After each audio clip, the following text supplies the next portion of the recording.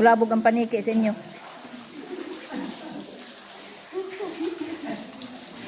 Mahugay na si Pilpil dito. Uy! So man mga bayot man siguro ni oy. Mga bayot mo? Nabasa yung pen. Asa man mga law man na dito?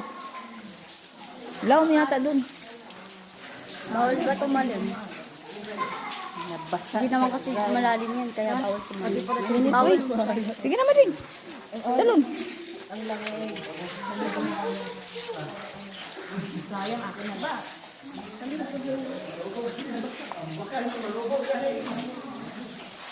Ba't nagsinilas pa kayo dyan sa loob?